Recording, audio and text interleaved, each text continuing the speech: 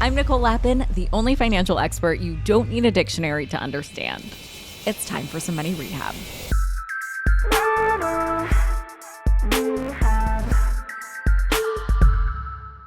Think back to when you first got an Instagram account and think about the accounts that you followed then and the things you would post about.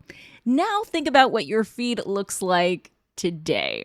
I don't know about you, but my algorithm is feeding me very different content than it used to.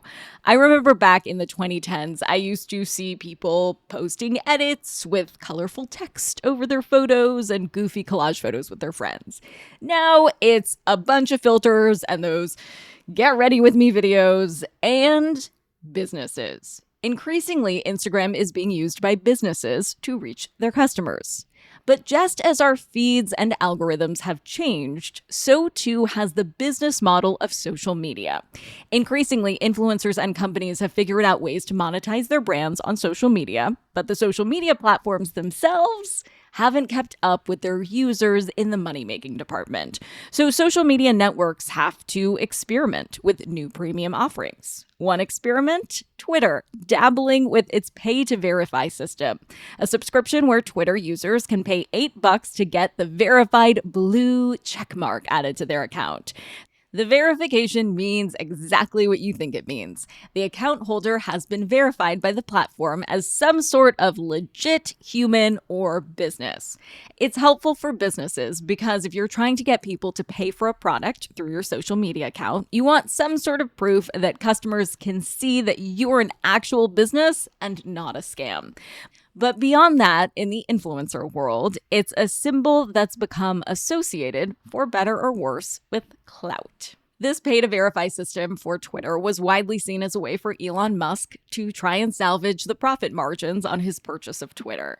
When Meta, the parent company of Instagram and Facebook, made the same move, there were hand-wringing articles bemoaning the death of free social networks.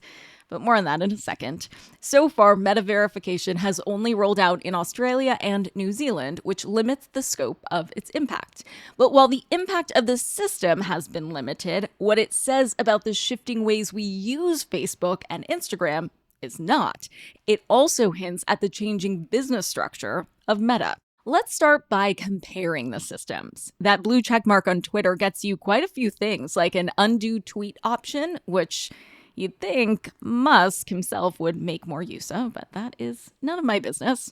Not all of these services have been rolled out yet. At some point, blue-checked users will see fewer ads as well, but that also hasn't happened. It also gives you a choice to use an NFT as a profile pic. To qualify for that service, you have to meet some usage requirements and be able to show that you aren't attempting to catfish anyone.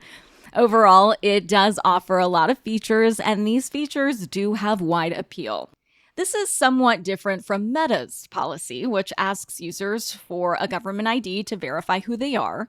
Meta's pay-for-verification system offers a limited number of features aimed at helping subscribers grow their presence. This includes the ability for the subscriber to make their posts more widely visible, and Meta will monitor for accounts attempting to impersonate the subscriber.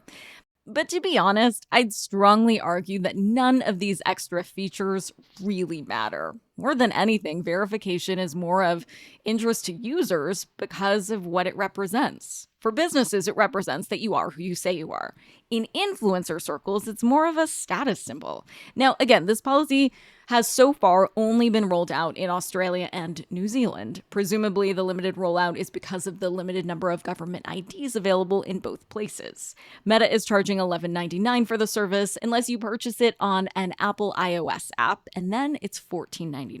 That price difference hints at what this rollout is all about. Since it was founded, the bulk of Facebook's revenue has come from ads.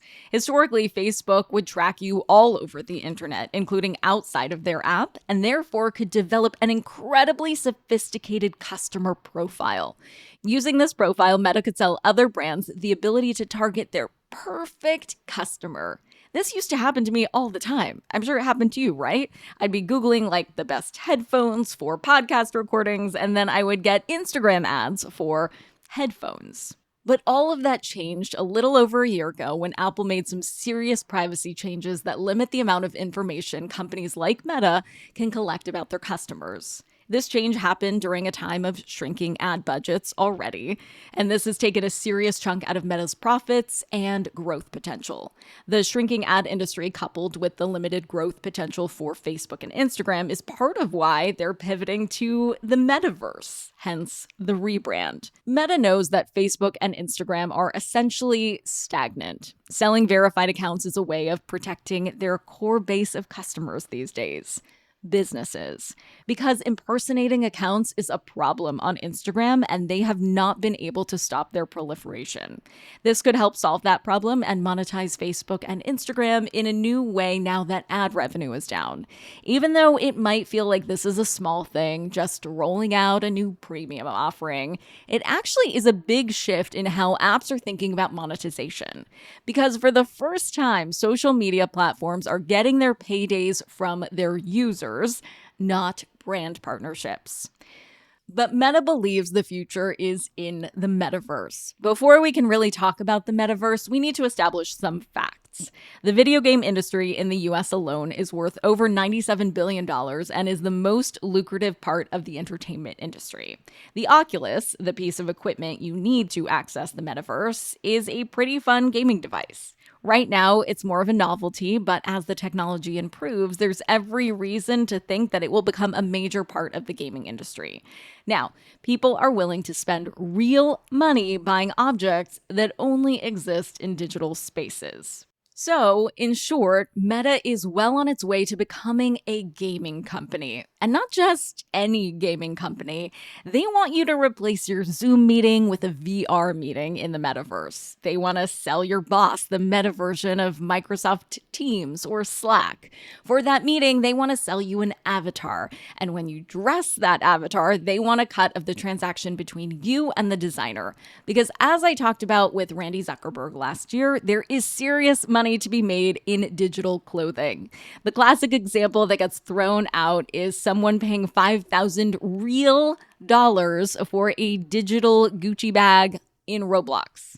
Most transactions aren't going to have anywhere near that kind of price point, but people have been making a living selling digital products since at least Second Life, a video game Meta now owns. Meta's after a new kind of Facebook marketplace, as both the vendor that sells access and the exchange that takes a cut on both sides of the transaction.